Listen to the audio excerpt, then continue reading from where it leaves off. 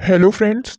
Media mature के YouTube channel the zero में एक बार फिर आप सभी का हार्दिक स्वागत है। आप देख रहे हैं अपना लोकप्रिय कार्यक्रम अगेंस्ट PACLL। तो चलिए साथियों, पिछले वीडियो में हमने 19 नंबर धारा देख ली थी जिसमें अपील का प्रावधान था, जो मेरे हिसाब से तो बहुत गलत है। एक बार किसी को न्याय मिल रहा है बेचारा, अब उसका दूसरा पक्ष फिर ऊपर अपील कर रहा है, फिर आगे बढ़ा रहा है मामले को, तो 20 साल तो ऐसे ही निकल जाते हैं। तो इस वजह से न्याय हो नहीं पाता। ये अपील वपील का सिस्टम ही खत्म कर देना चाहिए। एक ही न्यायालय में ऐसे योग्य व्यक्ति को बिठाना चाहिए जो व्यक्ति गलती की संभावना ही ना हो जिसके ऑर्डर में, बहुत सोच समझ के आदेश पारित करे। अपील वपील के झंझट में पड़ना ही नहीं चाहिए। ऐसा प्रावधान ही हटा देना चाहिए अब हमारे देश से, क्योंकि अब इसका बहुत दुरुपयोग हो रहा है कि गलत व्यक्ति ही अपील कर रहा है। सही व्यक्ति के पास तो इतना पैसा नहीं है, वो नीचे हार जाएगा तो ऊपर जाने की उसकी हैसियत है भी नहीं। जो गलत है वही अपील कर रहा है और पैसा लगा रहा है और परेशानी बढ़ा रहा है। तो चलिए साथियों, 20 नंबर धारा में देख लेते हैं। 20 नंबर धारा में दिया हुआ है power of supreme court to transfer case. Supreme court के पास क्या क्या पावर है इसमें देख लेते हैं। यदि माननीय सुप्रीम कोर्ट को ऐसा लगता है कि नीचे जो है किसी डिपॉजिट स्कीम पर या कुछ डिपॉजिट स्कीमों पर कोई वाद चल रहा है और जिसमें कि सुनवाई सही तौर पर नहीं हो पा रही है, या किसी भी रूप से अगर संतुष्ट है सुप्रीम कोर्ट, तो वो उस मामले को अपना एक आदेश जारी करके एक नामित न्यायालय से दूसरे नामित न्यायालय में ट्रांसफर कर सकती है।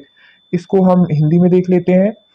यहाँ दिया हुआ है मामलों को अंतरित करने की उच्चतम न्यायालय की शक्ति। पहला, जब भी उच्चतम न्यायालय को यह प्रतीत होता है कि धारा 30 में निर्दिष्ट प्रकृति की किसी भी जमा योजना या जमा योजनाओं में कोई चूक है, तो सर्वोच्च न्यायालय एक आदेश द्वारा किसी विशेष मामले को स्थानांतरित करने का निर्देश दे सकता है एक मनोनीत न्यायालय से दूसरे मनोनीत न्यायालय में।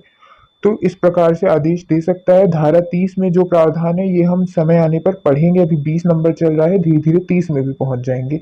इसके आगे बोल रहे हैं, सुप्रीम कोर्ट ऐसा आदेश तभी जारी करेगा जब उसको कॉम्पिटेंट अथॉरिटी द्वारा कोई एप्लीकेशन, कोई आवेदन दिया जा रहा है, या जो पार्टियां उससे संबंधित है उनसे कोई दिया जा रहा है आवेदन, और वो आवेदन हमेशा शपथ पत्र के साथ संलग्न हो, तभी सुप्रीम कोर्ट ऐसा ऑर्डर पास कर सकती है। लिखा है, सर्वोच्च न्यायालय इस धारा के तहत केवल सक्षम प्राधिकारी या किसी इच्छुक पार्टी द्वारा दायर आवेदन पर कार्यवाही कर सकता है, और ऐसे प्रत्येक आवेदन को एक हलफनामे द्वारा समर्थित किया जाएगा। तो ऐसी ही स्थिति में सुप्रीम कोर्ट जो है ऐसा आदेश कर सकती है।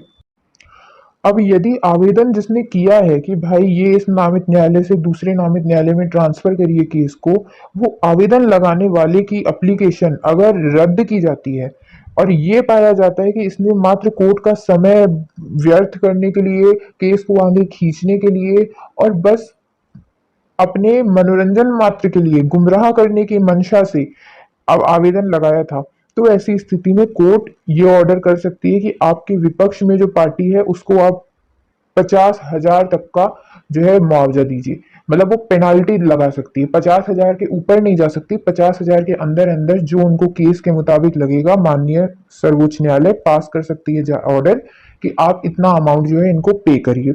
जहां इस खंड द्वारा प्रदत्त शक्तियों के प्रयोग के लिए एक आवेदन खारिज कर दिया गया है, अगर सर्वोच्च न्यायालय की राय है कि आवेदन तुच्छ या तंग करने वाला था, तो आवेदक को किसी भी व्यक्ति को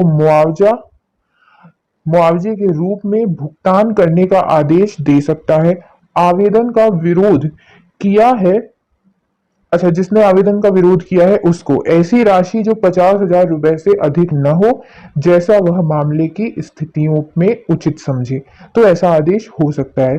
तो चलिए साथियों, फिलहाल के लिए बहुत बहुत धन्यवाद। जय हिंद, जय भारत।